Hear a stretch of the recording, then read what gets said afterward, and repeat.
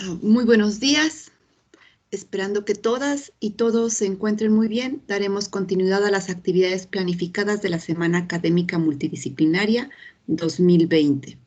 Cambio global hacia la educación sin fronteras de lo tradicional a lo virtual. La dinámica de trabajo de esta conferencia será la siguiente.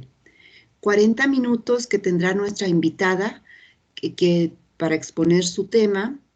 Al terminar la participación de la ponente, se realizará una ronda de preguntas y respuestas. En caso de que tengan dudas, pueden levantar su mano y sus compañeras, Gabriela Pérez López y Jacqueline Adriana Díaz, les cederán la palabra. Bueno, pues es para mí un placer presentarles a la doctora Jenny Lilian Basantes Ábalos, quien nos acompaña para compartir su experiencia con la conferencia Investigación y práctica de la gestión de información en el mundo posterior al COVID-19. En estos momentos voy a permitirme leer su reseña curricular.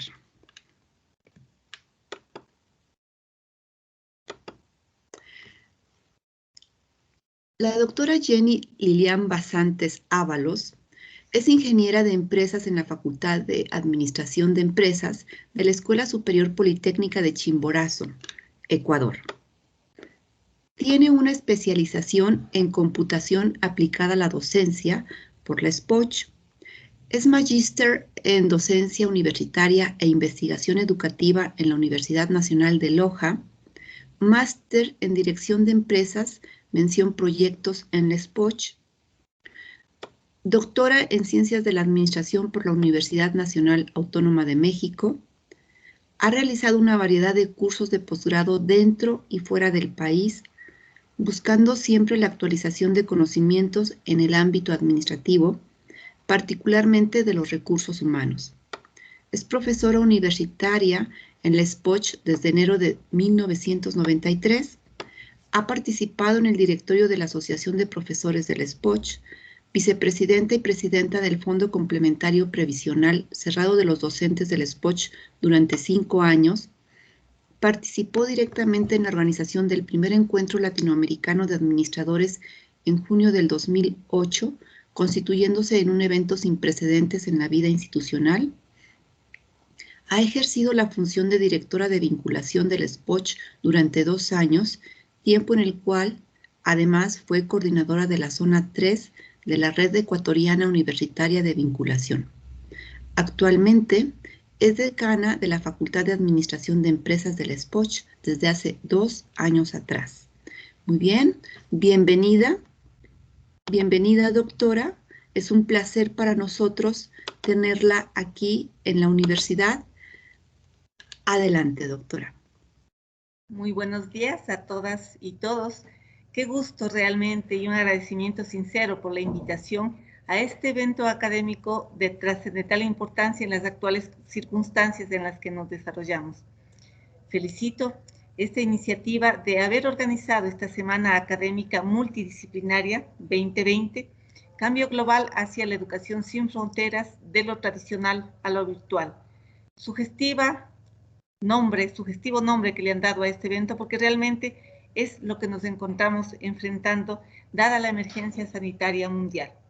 Luego de este reconocimiento a tan importante Centro de Educación Superior de nuestro querido México, al cual le guardo un aprecio muy, muy particular, porque en los últimos 7, 8 años he estado visitándolo con mucha frecuencia y además nuestras culturas, nuestras tradiciones nos identifican plenamente. Ecuador y México siempre estamos enlazados, incluso por un eslogan que en el fútbol es muy bien manejado como el sí se puede, aplicado también a esta realidad que nos enfrentamos en este año muy complicado a nivel mundial. Y precisamente por eso vamos a desarrollar esta temática que pues pongo a vuestro ilustrado criterio para que lo podamos compartir.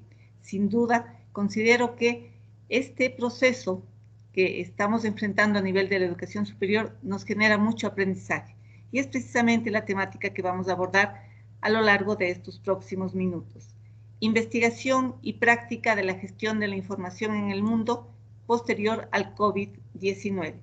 ¿Me confirman, por favor, si estamos compartiendo la presentación? Doctora, sí se ve su presentación.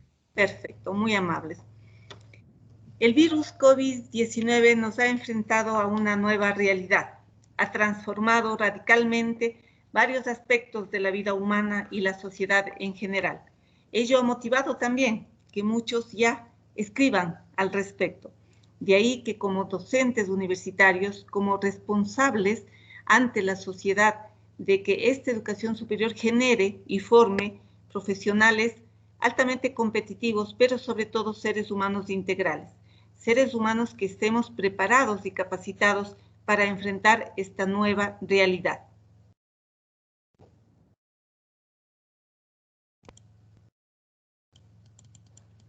COVID-19, ¿qué es lo que ha provocado? Muchas consecuencias. Sin embargo, vamos a partir de dos, que son, yo diría, las trascendentales para a partir de ellas ampliar el análisis. El aumento de la digitalización y cómo está repercutido en la gestión de la información. Recuerden que se decía, y con mucha propiedad, que quien tiene la información tiene el poder, siempre y cuando ésta sea debidamente canalizada. Este aumento de la digitalización ya se venía a venir en los últimos años, pero esta realidad que estamos enfrentando nos ha puesto a prueba. ¿Realmente estábamos preparados? ¿Realmente las condiciones han sido aquellas que nos permitan enfrentar esta nueva circunstancia? Una nueva normalidad, dicen muchos. Yo diría una nueva oportunidad. Nueva oportunidad que se ha reflejado en muchos campos de nuestra vida diaria, de nuestra vida cotidiana. El teletrabajo, en el cual nos encontramos inmersos ya desde hace 8 meses. Teletrabajo que ha probado si es que realmente estamos o no preparados para desarrollar nuestra gestión académico-administrativa, en nuestros casos como centros de educación superior, si tenemos la tecnología virtual, si nuestro personal docente, administrativo y estudiantil estamos preparados para ello. Esto es lo que vamos a abordar en estos próximos minutos. La educación virtual, esta conexión y este nexo a través de una computadora, a través de un celular, a través de una tablet. Educación virtual que va mucho más allá de compartir conocimientos, compartir contenidos mínimos de cada una de las asignaturas. Implica también autodisciplina, implica también el fomento a la cultura de la lectura. Y por supuesto, lo que realmente movió al mundo en el área de la salud. Una nueva oportunidad a cuidarnos, a aprender, a asumir controles en cuanto a distanciamiento social, en cuanto al uso obligatorio de cubrebocas o de mascarillas, no solamente por nosotros en sí, sino también por quienes queremos y cuidamos en nuestros hogares. El entretenimiento también ha cambiado drásticamente su forma de asumirlo. Ahora, en nuestro país al menos es lo que está sucediendo. Las familias se reúnen los fines de semana y van al campo, van a visitar esa maravillosa naturaleza con la que Dios nos privilegió. También se ha desarrollado disciplinas deportivas que también unen a las familias, como el ciclismo, por ejemplo. Ahora mismo, permítame compartir esta alegría que los ecuatorianos sentimos, porque en esta semana hemos tenido 2 triunfos importantes a nivel mundial. Richard Carapaz, nuestro ciclista, terminó subcampeón en la Vuelta de España y hace algunos meses atrás fue el campeón del Giro de Italia. Y también, hace 2 días, una riobambeña de nuestra ciudad acaba de ganar la Vuelta a Colombia. Son ejemplos de superación, de tenacidad. En los 2 casos vienen de hogares humildes, pero que sin embargo, a través de la disciplina, la preparación y la formación, ahora su talento se pasea a nivel internacional. Esto destaco porque implica automotivación, implica elevar el ánimo de todos los ecuatorianos latinoamericanos, porque no solamente es el Ecuador en el que se ha subido a estos podios, sino también todos los latinoamericanos, que nos anima a reconocer que si queremos, podemos seguir adelante. El comercio, por supuesto que sí. El e-commerce, el comercio en línea, las compras a través de la virtualidad, también ha implicado un desarrollo bastante importante. Es importante que empecemos también por hacernos 2 preguntas fundamentales. ¿El COVID-2019 cambiará lo que hacemos como investigadores? De hecho, ya lo ha hecho, ya se ha cambiado nuestra forma de investigar. Ya hay muchos que están haciendo análisis, que lo han hecho en estos meses, en unos casos estadísticamente y desafortunadamente en cuanto a la cantidad de seres que fallecieron por esta terrible enfermedad. Miren que esos fueron los primeros números que empezamos a enfrentar. Empezó todo en China, luego en Europa y desafortunadamente fue esparciéndose a través del mundo. Y ahora también nuestras realidades latinoamericanas se han visto afectadas. Y siguiendo esas estadísticas día a día, a ver cómo va evolucionando. Cuando no eran fríos números, eran personas, eran seres humanos quienes iban perdiendo su vida. ¿Cuánto ha influido la investigación de la información a la sociedad global en esta pandémica? Para ello nosotros necesitamos ya tomar más conciencia de la que probablemente ha generado esta situación. Desarrollar investigaciones, pero con impactos claros y medibles. ¿Qué es lo que necesitamos para ello? Un pensamiento radical que va en contra de aquellos antivalores que en muchas de nuestras realidades lamentablemente se han evidenciado. Desafortunadamente, en los primeros meses del COVID, tuvimos que enfrentar casos de corrupción que realmente denigran lo que es un ser humano. Tener una pandemia ante nosotros y tomar decisiones importantes y en lugar de resolver esos problemas, ocuparnos de hacer actos de corrupción con la adquisición de insumos médicos, con la adquisición de mascarillas, de fundas para los cadáveres, que cada vez iban en aumento y todo eso fue realizado con sobreprecios. Lamentablemente esto avergüenza, en este caso particular digo, se sucedió estos hechos en nuestro país. Están en investigación, pero lamentablemente todavía no hay resultados de esa justicia que debería llegarles y con todo el rigor que la ley implica. Esta investigación, para que genere impacto, implica también una perspectiva multidisciplinaria, que precisamente conversábamos con la doctora Sara Lilia en el preámbulo de esta conferencia. Las carreras que mantenemos, nuestras facultades, la nuestra de administración de empresas con la de ustedes, precisamente tiene campos del conocimiento muy similares, muy parecidas. Pero ese trabajo multidisciplinario implica que mientras más articulemos esos contenidos programáticos, vamos a lograr soluciones a la sociedad que tanto espera de la educación. Solamente a través de estos ejes sustantivos de la educación superior, como es la academia, la investigación, la vinculación y la gestión, vamos a lograr enfrentar esta difícil situación a la que nos vemos abocados. Salen nuevos términos, no tan nuevos, ya hace 5 años se hablaba de la innovación frugal, que tiene mucho que ver con la productividad. Recuerden, estimados estudiantes, estimados colegas, que nosotros debemos buscar la productividad en el sector empresarial, productividad en todos los recursos de la empresa, el recurso material, el recurso financiero y por supuesto el más valioso, el capital humano. Hacer más con menos es una de las combinaciones, al igual que las otras combinaciones de la productividad, como hacer más con lo mismo y hacer lo mismo con menos. ¿Por qué decimos esto? Porque esta pandemia también ha generado un problema social muy grave. Muchas empresas han cerrado. Uno de los sectores más golpeados por la pandemia ha sido el sector turístico. Muchos hoteles han cerrado sus puertas y eso implica desempleo. Implica muchas familias sin sus fuentes de ingreso. El COVID-19 ha provocado muchos efectos, unos positivos y otros negativos. Miren cómo ha afectado las prácticas laborales.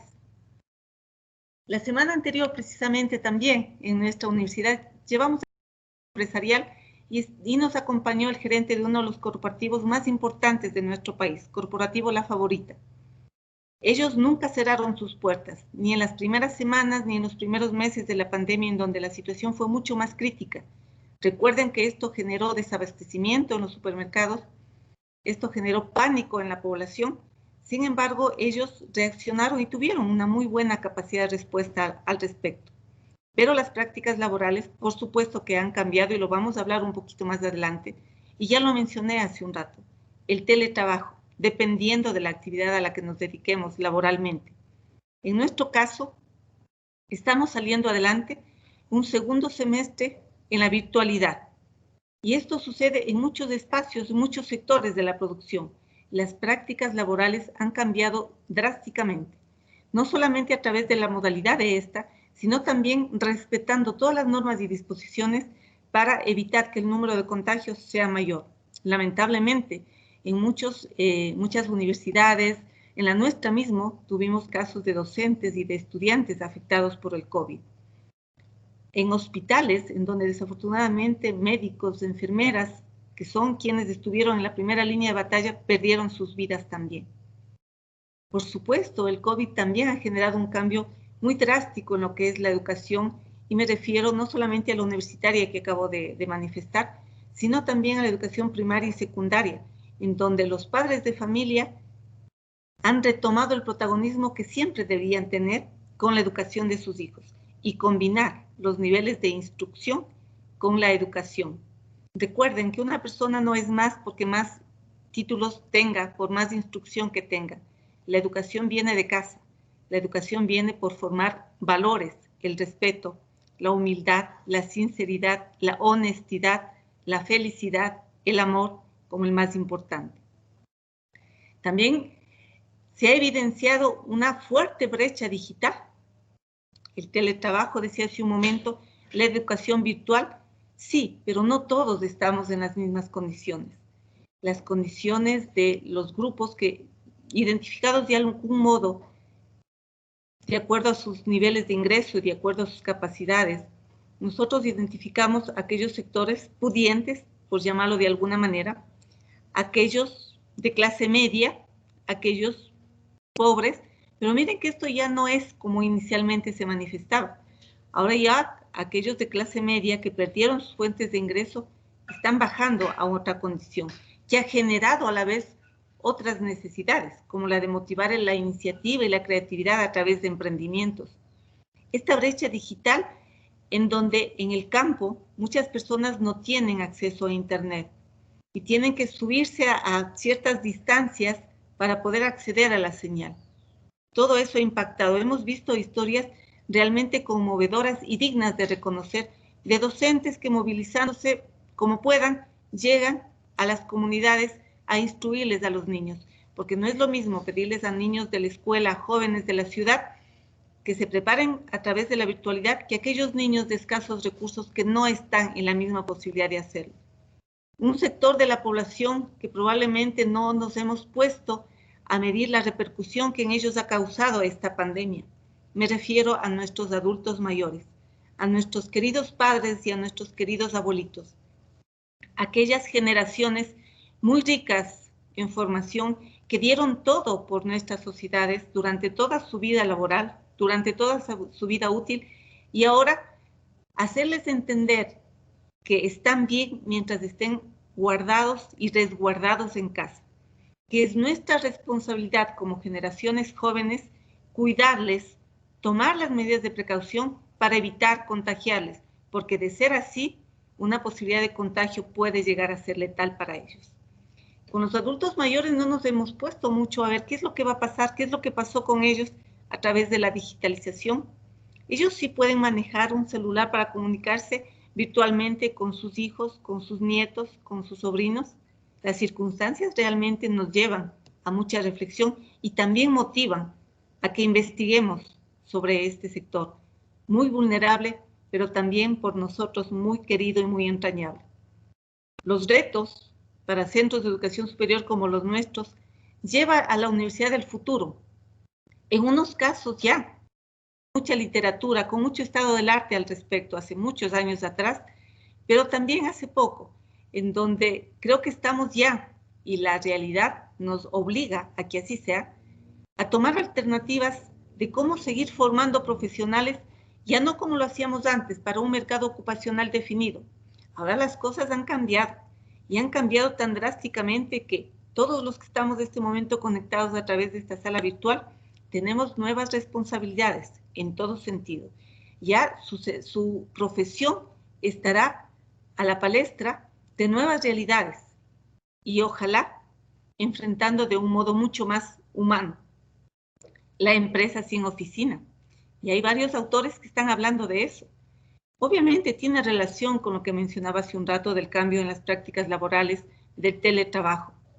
Hay muchos negocios que han surgido, así como para algunos sectores de la producción, como el de la industria turística que mencionaba hace un momento, han cerrado sus puertas y les ha golpeado muy, muy fuerte. También hay otros sectores, como el de insumos médicos, por ejemplo. Es triste decirlo, pero también las funerarias son ciertas actividades que por esta crisis se les ha convertido en una oportunidad. Ahora nosotros como académicos tenemos que cultivar en nuestros estudiantes más que nunca los valores. Valores que decía hace un momento, muy venidos a menos, pero que no es tarde. Estamos a tiempo de recuperarlos. La metodología utilizada en esta investigación más bien ha sido de análisis documental. Últimamente el enfoque es más cualitativo que cuantitativo. Lo decía al inicio de mi intervención. Hay muchas estadísticas, muchos números que han salido al respecto, pero sin embargo eso seguiremos analizándolo. Yo quisiera, y de hecho esa es la idea, hacer una reflexión, que al final de esta charla todos hayamos concienciado de la responsabilidad de que todos y cada uno de nosotros tenemos frente a esta circunstancia a la cual ninguno de nosotros estuvimos preparados, pero que sin embargo debemos dejar de quejarnos y enfrentar y asumirlo con entereza lo que se viene y lo que se ha venido a lo largo de estos meses. La gestión de la información tiene que liderar y contribuir a una investigación impactante en todas las áreas. Lo decía hace un momento, en el empleo y el trabajo. Es momento también de ser generadores de nuestras propias oportunidades laborales a través de emprendimientos, y para esto no hay límites de edad, no hay límites de género en ningún sentido. Permítanme compartir la experiencia que hemos tenido en nuestra universidad y en nuestra facultad en particular. En estos meses de pandemia hemos generado 2 escuelas de negocios y escuela de emprendimientos, trabajando con el gobierno local de la ciudad y también trabajando con los emprendedores. Cada estudiante de la mano con un emprendedor estamos llevando adelante planes de negocios, estamos llevando adelante estrategias de marketing para que ellos también aprendan a través de la virtualidad a llegar a sus clientes. La educación en línea, lo hemos dicho, esto ha generado una gran oportunidad, pero también el darnos cuenta que la disciplina, el autoaprendizaje es muy importante. En la investigación nosotros sabemos, y suena fácil, hay que leer y escribir, pero no es tan sencillo como se lo dice. Leer implica analizar y discriminar toda aquella fabulosa información que tenemos en el Internet, pero así como hay información fuerte de fuentes duras, también hay información de la otra, aquella que debemos descartar, porque el Internet tiene muchas cosas beneficiosas, pero también tiene desventajas, y nosotros tenemos que irlas identificando y promover una educación en línea proactiva, productiva y beneficiosa para todos. Lo decía hace un momento, el e-commerce, las tendencias, ha cambiado muchísimo las decisiones que los consumidores toman en función de las circunstancias. Ahora nosotros priorizamos el manejo de nuestros presupuestos porque sabemos que la crisis es tal que ya no podemos desperdiciar en cosas superfluas. La empresa y la economía, lo decía hace un momento, y la situación de México no ha sido la excepción. Al final analizaremos unas cifras que realmente impactan en cuanto al ranking de las economías mundiales. La igualdad, aquella igualdad que no solamente por ser mujeres la defendemos y la defenderemos siempre, a la igualdad de género. Yo creo que este tema ya ha sido ampliamente analizado, discutido, pero miren, ¿alguien se ha puesto a analizar qué es lo que sucede en nosotras como mujeres? Que tenemos que trabajar, y el término de trabajo un poco cuestionado porque lo asumimos como que fuera carga. El trabajo no será carga en la medida que lo hagamos con pasión, que lo hagamos porque nos gusta, porque lo disfrutamos y organicemos adecuadamente nuestro tiempo para combinar con nuestras responsabilidades como madre, como ama de casa, como hija, como hermana, como amiga, como esposa. El medio ambiente, probablemente en cierto sentido, el medio ambiente ha sido uno de los grandes beneficiados en estos meses de pandemia, como que tuvo la oportunidad de respirar, porque tuvimos que enfrentar esta circunstancia para darnos cuenta del gran daño que le hemos hecho a nuestro medio ambiente. Los meses que no habían vuelos de aviones, los meses en los que hubo una restricción de movilización muy marcada, ¿Todo eso contribuyó o no contribuyó al medio ambiente? Claro que sí. El levantarnos y ver todo el ambiente totalmente despejado, sin smog, son de las circunstancias y hemos podido evidenciar, gracias a esta misma tecnología, fotos maravillosas de todo el mundo, viendo cómo se destaca nuestra naturaleza, viendo animales circulando por medios en donde antes ellos no tenían acceso. ¿Por qué? Porque el hombre no lo permitía. Entonces yo creo que el medio ambiente en cierto sentido fue un beneficiario y también nos llamó a conciencia al ser humano, al hombre, a ver el daño que le estábamos provocando y evitar que esto vuelva a suceder. Sí, la recuperación económica urge en todos los niveles, en todos los países del mundo, es verdad, pero esta pandemia no habrá servido de nada si es que no nos deja una lección de un cambio de actitud, y un cambio de actitud que tenga un efecto positivo en todas las áreas que estamos comentando este momento. El entretenimiento y el bienestar, lo decía hace unos breves minutos. Ahora nosotros, claro, tenemos que trabajar, tenemos que desarrollar y producir, pero también es importante el entretenimiento.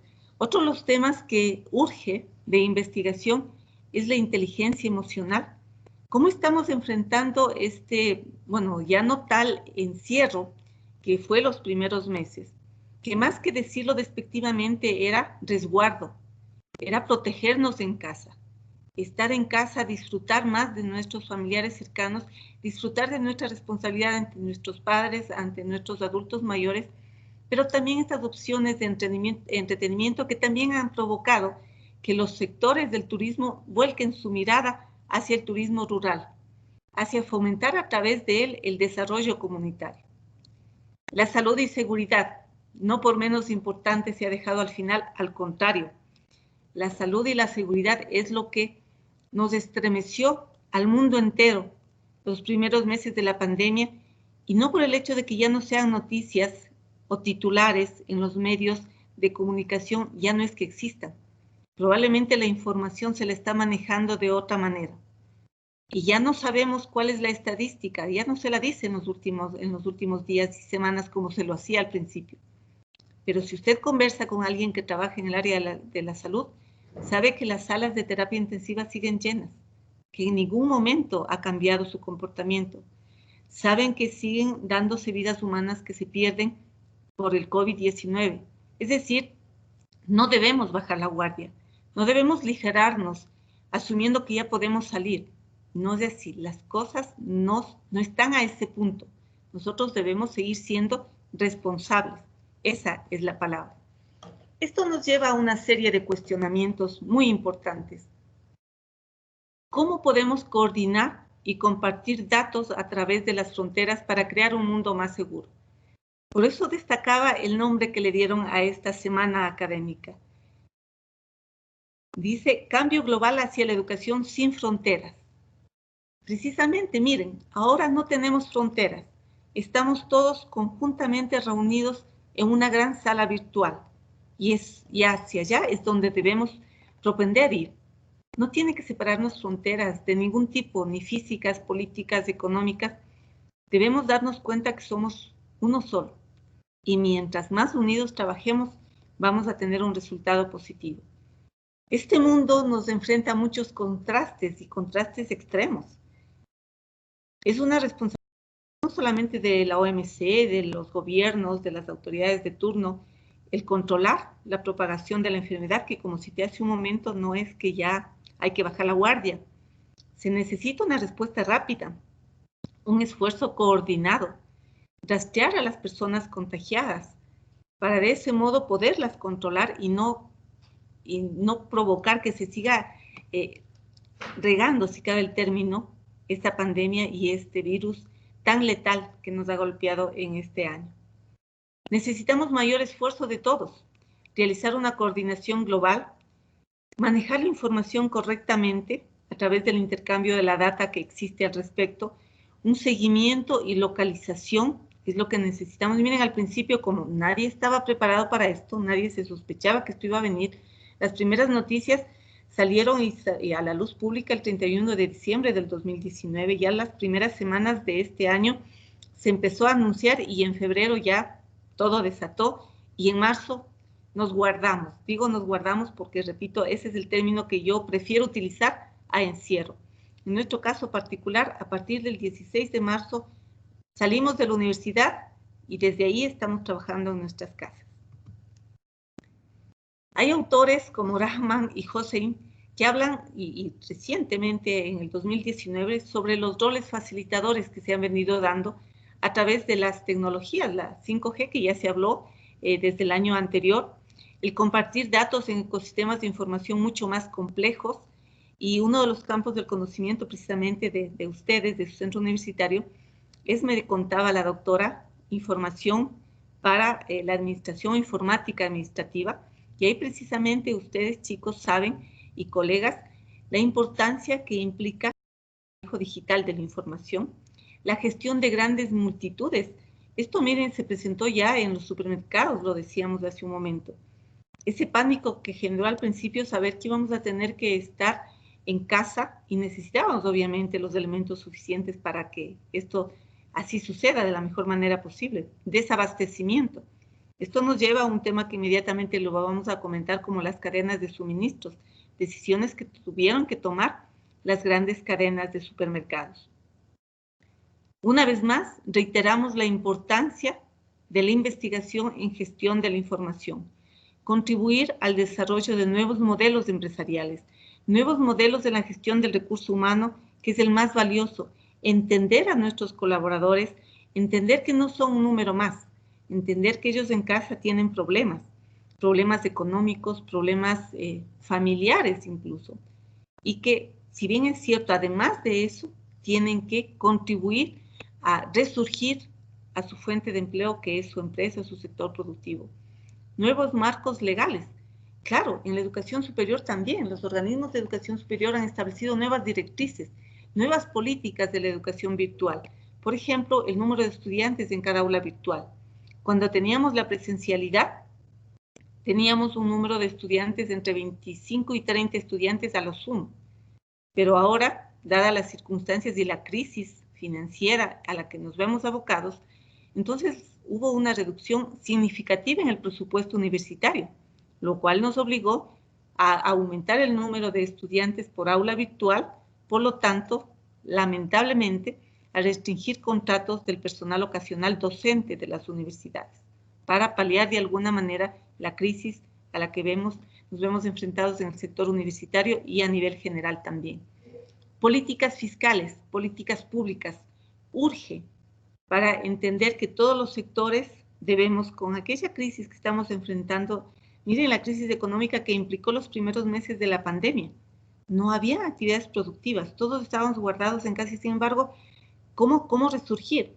A nosotros mismos nos pasó que pasamos meses sin recibir nuestra remuneración, 2 meses, 3 meses sin recibir nuestra remuneración, pero seguíamos trabajando, ¿sí? Aplicaciones desde el campo de la informática que han resurgido muchísimo, aplicaciones en la parte deportiva, usted puede caminar, puede correr, puede ciclear, y ahí va controlando cuánto lo va haciendo, aplicaciones para saber en cuántos minutos tiene que levantarse de su escritorio para que su salud no se vea muy afectada, problemas de la columna y demás, hacer ejercicios. Esto en aplicaciones para mejorar su salud, ¿no? Así muchas aplicaciones como la que las empresas utilizan para el e-commerce, para hacer pedidos a domicilio y demás. Lo decíamos hace un momento, las grandes cadenas de supermercados tienen que, o tuvieron que tomar decisiones en su momento. ¿Cómo hacer para resistir esta crisis a la que nos hemos visto abocados? ¿Cómo han cambiado los gustos y preferencias de nuestros consumidores? Aumento de demanda en ciertos insumos, los que mencionábamos ahora, los insumos médicos. Recuerden que al principio, como en todas circunstancias, empieza la especulación, que esto es bueno para el COVID, esto, o incluso hasta remedios naturales, autóctonos en nuestros casos. Pero también las farmacias estuvieron abarrotadas, no solamente los supermercados. Aumentos de demanda en cierto tipo de productos e insumos. Eso generaba, en unos casos, menor reserva de suministros pero también exigía máxima eficiencia en otros casos. Es decir, implica un estudio serio del comportamiento de nuestros consumidores, de acuerdo a los segmentos, a los nichos de mercados que cada una de las empresas en sus diferentes líneas de producción manejen. Aquí también hablamos de la teoría del control compensatorio, que claro, frente a la incertidumbre y ansiedad que tuvimos que enfrentar y que seguimos enfrentando durante estos meses, asociados al control percibido, precisamente de estas reacciones que son cambiantes. Aquí hablamos de generaciones, que los gustos y preferencias cambian dependiendo de la edad, del sexo, del género, y ya hay autores que se dedicaron a su estudio.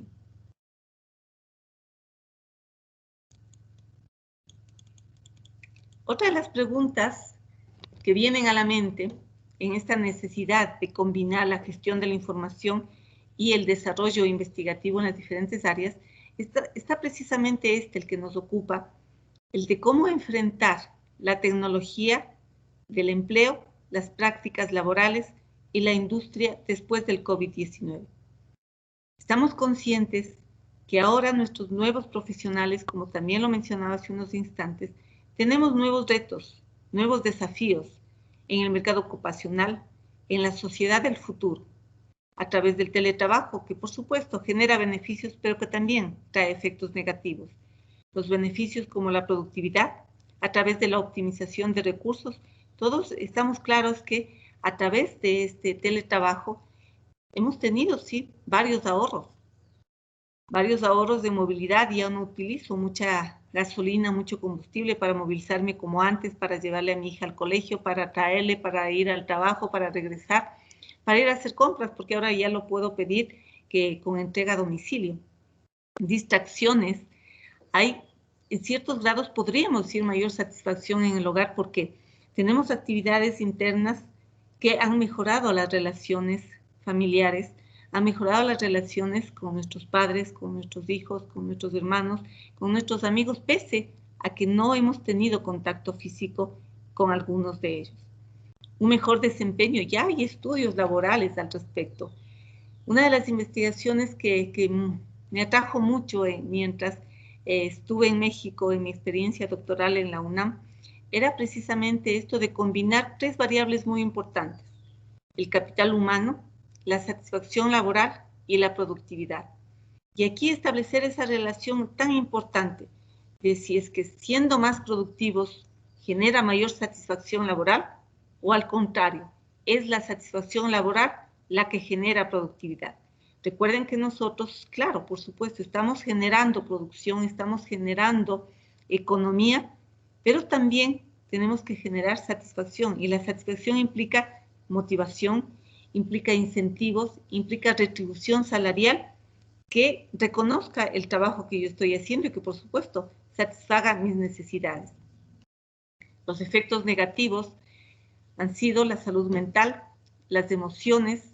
¿Cómo controlar? Puede ser que mientras estoy ocupada en el teletrabajo, sí, tengo muchas cosas que hacer, pero también tengo afectación emocional, probablemente por la salud de seres queridos, aquellos de los que estamos en esta sala virtual que hemos tenido la triste noticia, o la triste experiencia más bien, de perder a un familiar en estos meses de pandemia, en donde por la edad del paciente no tuvo ni siquiera acceso a una cama de terapia intensiva, porque la prioridad era manejar a los pacientes COVID en función de su edad. Y ver cómo en 15 días, en un caso particular familiar, en 15 días fue apagándose hasta perderlo.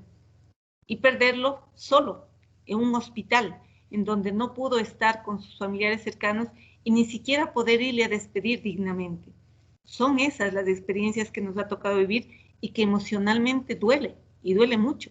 Pero usted tiene que aprender a afrontar ese dolor, ponerse una máscara y seguir adelante, sonreír y asumir lo que viene, porque también la vida es eso. Esta circunstancia de vida y muerte nos lleva a reflexionar y saber que en esta vida estamos para caminarla, pero dejando una huella, y una huella positiva con el mejor de los recuerdos de todas aquellas personas con las que tuvimos la suerte de tratar. Ahora estamos nosotros conectados vía Teams, vía Zoom, que es son las herramientas que las utilizamos a nivel mundial para el trabajo, para el teletrabajo, para la educación virtual. Estas aplicaciones, estas herramientas digitales que ahora nosotros tenemos, nos han acercado y nos han acercado muchísimo. Y miren cómo ahora podemos compartir este aprendizaje, porque así es como yo le concibo este encuentro. Un aprendizaje mutuo, analizando y reflexionando estos temas que nos ha enfrentado la vida. Y naturalmente nos lleva a generar una nueva cultura organizacional en entornos remotos. Una cultura organizacional a valorar a nuestros compañeros de trabajo, a nuestros colegas docentes y, por supuesto, a nuestra razón de ser, a nuestro sector estudiantil. La tecnología cambiará el empleo, las prácticas laborales. Ahora estamos trabajando en el domicilio, la accesibilidad a la tecnología, y eso aquí en nuestro país, probablemente en México también, habrán hecho ese análisis. ¿Quién paga por el servicio de luz, el servicio de internet, el haber tenido que comprar más herramientas tecnológicas, más computadoras, celulares, tablets? Eso lo invertimos nosotros, por nuestra responsabilidad y porque es nuestra fuente laboral. No nos lo ha reconocido el gobierno. Probablemente esto sí ha generado y ha motivado que se estén promoviendo programas para solucionar esto, ¿no? de que la educación llegue a más gente y aquella brecha que comentábamos hace un momento se acabe. El uso actual de los servicios como los que acabo de comentar y, por supuesto, las habilidades. Sí, en pleno siglo XXI, sí en esta época de la virtualidad en la que nos encontramos, asume que todos la manejamos a la perfección, pero quizá no todos lo hacemos tan así como exige esta nueva realidad virtual. Tenemos que seguirnos preparando, tenemos que seguir desarrollando nuestras nuevas habilidades y capacidades. Esta tecnología del empleo implica nuevas prácticas laborales, lo había dicho hace un momento, nuevas prácticas laborales que implican menos desplazamiento, los bienes raíces costosos que en algún momento teníamos que incurrir, todos los sectores de la producción, educación, salud, turismo, la contaminación ambiental, los niveles de contaminación ambiental han bajado, como lo dije hace un momento, y ya hay estudios al respecto actualizados que se han hecho en este año. Ahora nuestra responsabilidad es ecologizar nuestro futuro de la vida y salvar al planeta. Lo que decíamos hace un momento, generar conciencia, y si es que no hemos sacado una lección de vida de esta pandemia, no habrá servido de mucho. El trabajo del conocimiento, el generar nueva ciencia, pero una ciencia de impacto, una ciencia responsable, no solamente hablando de una mera producción científica que se refleje en rankings de la producción, de la investigación, sino que esta producción científica genere soluciones para esa sociedad que espera por nosotros. Y naturalmente la innovación a través de la tecnología. Ahora la tecnología médica, miren, ahora nosotros tenemos precisamente la telemedicina. ¿Estábamos preparados o no para la telemedicina? Es lo que nos tocó hacer. Si estábamos o no estábamos preparados ya no era la discusión. El asunto era asumirlo y enfrentarlo. Se acumularon las operaciones de salud, tuvieron que dejar de lado las cirugías programadas para esos meses y la prioridad, el COVID. Consulta externa ya no, solamente el COVID. Y ahora la gran opción, telemedicina. Incluso para un probable plan de retorno al trabajo en nuestra universidad, por ejemplo, se hicieron una serie de protocolos de seguridad para retornar progresivamente. Y hay ciertas acciones, actividades que sí las tenemos que hacer y tenemos que ir a la universidad. Pero como a través de una encuesta epidemiológica virtual que la hacemos con nuestro personal médico y ahí al final me dicen, sí, usted está apto, puede, tomando todas las medidas de precaución y bioseguridad, ir a la universidad el día y hora que usted ha señalado que necesita ir. Esto es efectos de la telemedicina en beneficio, obviamente, y protección de todos. La interacción de la atención médica. Yo recuerdo en los primeros meses de la pandemia se les decía a los médicos, porque es una verdad, son los héroes, porque estaban en el primer frente de la batalla. Pero lamentablemente ese reconocimiento luego no se reflejó en cosas palpables, como es darles todos los insumos, reconocerles su remuneración a tiempo, reconocerles incluso motivaciones e incentivos que desde el campo del recurso humano son muy útiles como la estabilidad. Hubo que contratar a muchos más médicos y se les ofreció a ellos que estuvieron en el frente de batalla exponiendo su vida. No sé, probablemente algunos de ustedes tienen familiares médicos cercanos que saben cómo es su realidad. El ir todos los días a su trabajo, aquellos que somos católicos, pidiendo que Dios nos proteja y nos bendiga para no contagiarnos, protegiéndonos con un traje totalmente especial, que es más bien espacial, para evitar ese contagio, y luego regresando a casa, al principio totalmente aislados y separados de su familia para no contagiarles. Poco a poco fue pasando estos meses y ya aprendiendo también las medidas de bioseguridad en cada uno de nuestros hogares. Ya las medidas no es que han bajado de intensidad en el cuidado, pero sí al menos emocionalmente las cosas ya son más tolerables y procesables, porque nadie se ha puesto a analizar cuál es el impacto emocional que sufren los médicos y sus familias ante los riesgos de contagio, y más aún de aquellas familias que tuvieron que perder a su madre, a su padre, a sus hermanos por efectos de esta pandemia, por estar en el frente de batalla. Esto nos lleva y nos exige a una reingeniería de procesos en los modelos de atención médica. Por supuesto que sí. Aprender a operar a escala, a controlar el flujo de tráfico de los pacientes para también entender. Recuerden que hay muchos casos asintomáticos también.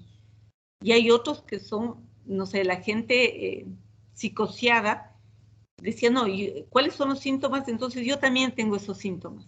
Y había que determinar si realmente los tenía o no los tenía. Y ahí priorizar aquellos que realmente estaban contagiados. La telemedicina no es un tema nuevo, claro que no, ya hace más de 20 años se hablaba de este tema. Hablábamos de cómo controlar y gestionar integralmente la atención médica. Ya se hablaba en ese entonces de robots, de la utilización de sensores, de inteligencia artificial, de las redes de banda ancha, perdón.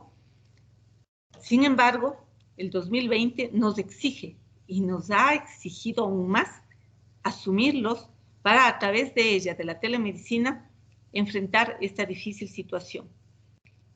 El tema principal es cómo manejar la información y cómo gestionar esa información para promover la investigación en todos los sectores, y particularmente lo que estamos hablando en este momento por nuestro campo académico de la administración del recurso humano.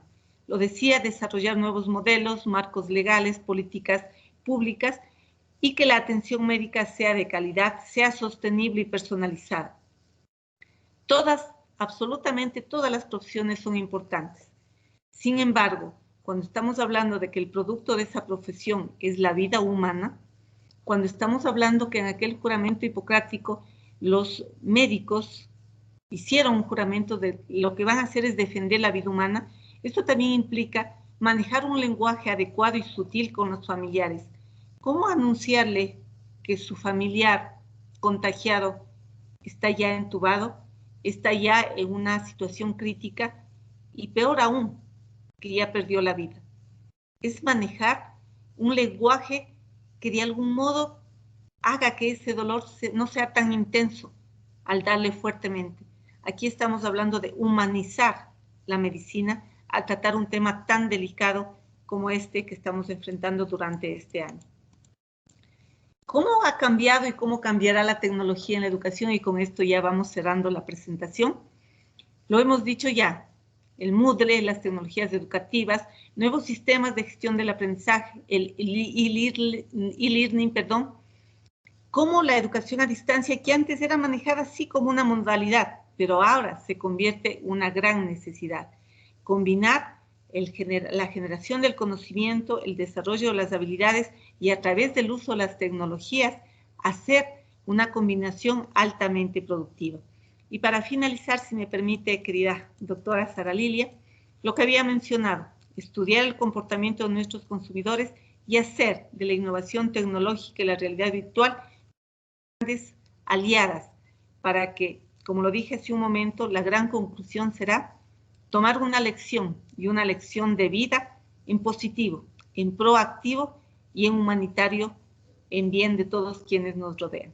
Muchísimas gracias a todas y todos. Muchas gracias, doctora Jenny. Lilian Basantes, le agradecemos mucho su valiosa conferencia en donde nos ha hecho sensibilizarnos, reflexionar sobre esta pandemia que todos estamos enfrentando y la forma en cómo ha transformado nuestra vida en todos los aspectos y la importancia en el aspecto económico, trabajo, educación, medio ambiente y sobre todo el manejo de la información. ¿Cómo estamos manejando la información? ¿Qué estamos haciendo? Seguramente al escucharla percibimos imágenes muy cercanas también en nuestro país. Estamos viviendo todos esta pandemia transformándonos en todos los aspectos de nuestra vida. Muchas gracias, doctora. A continuación tenemos unos cuantos minutos. Le cedo la palabra a las señorita Gaby y Jacqueline, si tienen alguna intervención de sus compañeros, por favor. Hola, buenas tardes. Bueno, de antemano, muchas gracias por la excelente conferencia. Es un honor para nosotros tenerla aquí. Y bueno, principalmente sí, hay una pregunta que dice, ¿qué piensa del presidente de nuestro país al decir que somos como niños? Que si no queremos cuidarnos ya no es culpa de los mexicanos, perdón, ya es culpa de los mexicanos y no de él.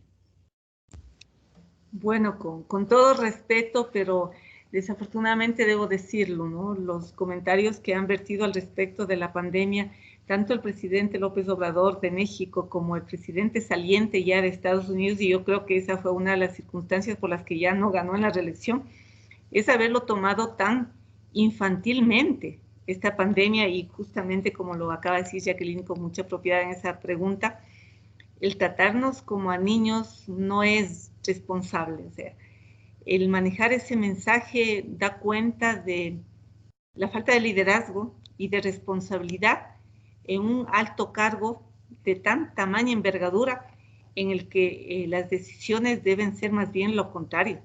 Concienciar a su gente, concienciar a su pueblo de que esta crisis nos lleva a unirnos siendo responsables y no cuestionándonos, asumiendo que hay ignorancia en el pueblo, de que no entendemos la situación. Más bien yo diría que es a la inversa y con todo respeto, pero yo sí creo que esta emergencia sanitaria que nos golpea al mundo, debemos manejarla adecuadamente con un mensaje adecuado, teniendo la dignidad que tiene, porque hay mucha audiencia a la expectativa y en ese sentido sí es verdad que como población debemos ser responsables y asumir nuestro papel, pero las autoridades aún más todavía, porque ellos tienen el control y tienen el poder económico, el poder público para tomar las decisiones más adecuadas. Ese es mi punto de vista, Jacqueline. Ok, muchas gracias, doctora.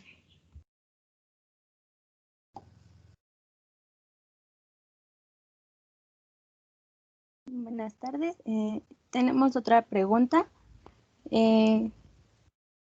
Dice de nuestra compañera Joana, comentó sobre el trabajo virtual, el aumento de las compras en línea y el acercamiento a las nuevas tecnologías. Pero, ¿qué hay de la gente que no cuenta con estos recursos para adaptarse a las nuevas formas de vida? Efectivamente, Joanita tiene mucha razón con esta preocupación, porque si bien por un lado ha habido esa tendencia al e-commerce y al incremento de las compras en línea, también está todavía presente esa brecha digital a la que hacía mención, aquella de quienes no tienen acceso de ese modo. Entonces, ¿qué es lo que las estrategias que inicialmente se adoptaron al principio? Mejorando los suministros y atención a la tienda del barrio, a aquellos centros de abasto cercanos, no tanto a los grandes supermercados, es decir, había que controlar la aglomeración de la gente y lograr que tampoco se distancien mucho de sus hogares, de sus casas. Entonces, en nuestro país es lo que se provocó, que aquellos pequeños lugares de abasto, las tiendas de barrio, generen también movilidad. Porque miren, esto del e-commerce no es solamente que podamos hacer pedidos a través de Amazon, estoy yendo ya a un caso extremo, ¿no? A otro país, pero también estamos hablando de pedidos a domicilio, entregas de almuerzos a domicilio, por ejemplo. Entonces, ahí también hay muchos estudios al respecto. ¿Cuántos tenemos acceso a un celular? Y a un celular en donde tenemos conexión, que sería lo otro, ¿no? Porque no estamos hablando de tener un celular básico, sino un celular con sistema Android mínimo para poder tener aplicaciones y conectividad. Y luego también está la cantidad de personas que tienen acceso a la conectividad, al Internet, porque a través de ello es que se hacen los pedidos. Entonces yo sí creo que esto nos genera una responsabilidad muy, muy fuerte también, de hecho, sobre todo al gobierno, a que se tomen decisiones al respecto, porque todo es una cadena. Es reactivar la economía, pero también, si ya sabemos, alguien me comentaba hace 2 días que tuvimos aquí la presencia en nuestra institución del presidente del CASES, del Consejo de Aseguramiento de la Calidad de las Universidades del país, que probablemente el próximo semestre también sea virtual. ¿Por qué? Porque la incertidumbre sigue en el espacio. Y esto lo anuncia solamente en el campo educativo, sino también justo en el que nos acaba de consultar Joanita, por los cambios de preferencias y reacciones del consumidor. Pero, ¿qué pasa? ¿Cómo resolvemos esta brecha digital? Yo creo que ahí sí nos queda la gran deuda, ¿no? Sí, un poco a medida de consuelo, si cabe el término, de que la gran mayoría de nosotros tenemos un celular a través del cual podríamos hacer estos pedidos virtuales, estos pedidos en línea, pero lo otro también es fortalecer aquellas pequeñas cadenas de suministros locales y regionales para que podamos seguirnos abasteciendo de los insumos que requerimos cotidianamente.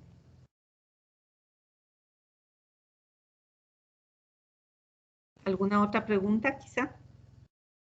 Sí, hay otra pregunta.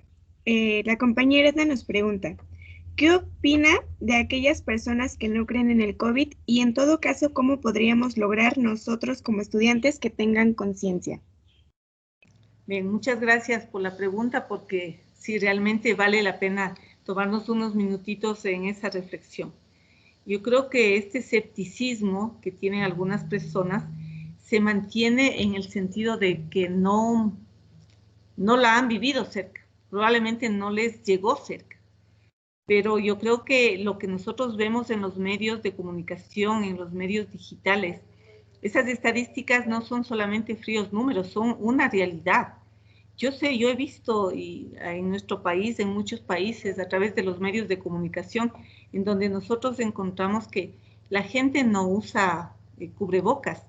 No debería ser esa la medida, pero es lo que ha tocado. Ser coercitivos a través de, en los gobiernos locales, tomar ordenanzas. Por ejemplo, en nuestro país tenemos multas o sanciones de aquellos que están circulando libremente sin tapabocas, de $40, por ejemplo. También hay sanción de aquellos que organizan reuniones de más de 25 o 30 personas, o peor, que están libando o bebiendo en la calle, con sanciones de hasta el 50% del salario mínimo. Estamos hablando de aproximadamente $200, o incluso con 8 días de prisión.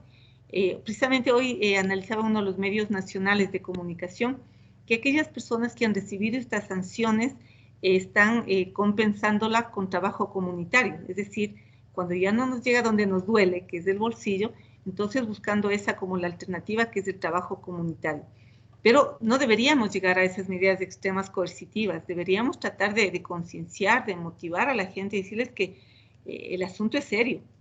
Estamos hablando de una pandemia que hasta ahora no logra tener la vacuna. Se ha anunciado ya que Oxford, que otros países que ya la van a poner en prueba, pero yo sí creo que aquí lo que está en juego es las vidas humanas. Y ya se han dado casos de gente que no tendrá los síntomas, pero se vuelve a contagiar y en el segundo contagio es letal. Nosotros aquí, yo conozco varios casos de esos que en el segundo contagio desafortunadamente perecieron. Entonces aquí generar conciencia es de eso, entender que si yo amo a mi familia, tengo que cuidarme no solamente por mí, sino por mi familia, porque yo sé que si es que burlo cualquiera de estas medidas de seguridad, si es que no respeto el distanciamiento social, si no utilizo el cubrebocas o mascarilla, si me expongo innecesariamente y luego voy a visitar a mis padres y ellos son adultos mayores, estoy poniendo en riesgo su vida. Eso es generar conciencia en cuidarnos, repito, no solamente por nosotros, sino por las personas a quienes amamos. Y si es que por eso tenemos que sacrificar recreación, diversión, fiesta, baile, eso habrá tiempo para eso. Ahorita lo primordial es la vida y la salud. Gracias, Gaby. Me parece que ya estamos en tiempo, Gaby. ¿Tiene alguna otra pregunta? Porque está a punto de iniciar otro evento. Gaby. Sí, hay otras. ¿Se las digo? Yo creo que sí. Y a ver, una más, por favor. Una más. Ok. Mencionaba que el e-learning es un medio de aprendizaje tecnológico, pero esto lo tomó, bueno, la persona que lo envió, lo toma teóricamente. ¿Qué se podría hacer en caso de la práctica? Bien, muchas gracias. El e-learning, si bien es cierto, es una herramienta que le estamos utilizando mucho a través del aula virtual, pero miren que el aula virtual tiene muchas alternativas dentro de ellas, como no solamente las tareas, están los foros, están actividades interactivas, porque no es solamente el encuentro sincrónico del docente con el estudiante, es también complementar con charlas de expertos, por ejemplo, que nosotros ya les comentaba hace un momento. La semana anterior hicimos un 4º Congreso Internacional con invitados de varios países del mundo. Hicimos un foro empresarial en donde estuvo el ministro, en donde estuvo el gerente de un corporativo importante del país, en donde estuvieron las cámaras de la producción, y ahí se discutía, y precisamente con mis alumnos, que la cátedra que comparto con ellos es Gestión del Talento Humano, hacíamos este análisis, el análisis de cuáles fueron las decisiones y la capacidad de respuesta que tuvo el corporativo La Favorita durante estos meses de pandemia. Ahí se habló de lo que muchos de los autores hablan al respecto de la administración eficiente del talento humano, de cómo ellos se preocuparon de la salud de sus empleados con las medidas de bioseguridad, cómo ellos incluso en plenos meses de crisis y de pandemia se les generó la oportunidad y abrieron extendieron y llegaron a la internacionalización, y ahora ya sus productos están perchados en Panamá, por ejemplo. Entonces usted dice, pero ¿cómo? En época de pandemia internacionalizó su empresa, lo hizo. Y eso es gracias a experiencias como estas, de afrontar con las decisiones adecuadas. Entonces, el e-learning sí podría ser teórico en la medida que solamente le tomemos como un instrumento en el que subo mi programa analítico, mi planificación de la asignatura, los contenidos, y les dejo que los chicos lo desarrollen. Claro, ahí se convierte en meramente teórico, pero en cada encuentro sincrónico que tenemos, lo analizamos, lo hacemos crítico, lo hacemos práctico, porque con la práctica se aprende. Claro, yo a los estudiantes digo, ahorita yo estoy frente a un computador y pudiendo verles a la doctora gratamente a través de la pantalla. A ustedes les veo sus abreviaturas, sus nombres, no tengo la suerte de conocerlas, pero sin embargo hay esa relación sensorial que se percibe y que percibe las emociones. Con nuestros estudiantes, en cada intervención yo les pido, ¿no? Por favor, encienda su cámara el momento que va a intervenir. Y ahí yo puedo ver, yo tengo estudiantes de todo el país, esa es una, digamos, fortaleza de nuestra universidad, y tengo estudiantes del sur del país. Y cuando uno de ellos en alguna oportunidad me abrió la cámara, estaba en el patio de la casa humilde de sus abuelitos. Y esas son emociones que uno tiene que compartirlas y tiene que valorarlas. Entonces él decía, yo me siento complacido porque pese a las circunstancias muy difíciles que estoy viviendo, yo estoy aprendiendo. Porque no es solamente, y el éxito de la educación de calidad, no es solamente el cubrir un programa analítico, una cantidad de contenidos mínimos, el éxito está en formar estudiantes críticos, analíticos, y los buenos estudiantes hacen buenos profesores. Si es que un estudiante exige a su profesor que lea, que investigue, entonces vamos a generar también buenos profesores.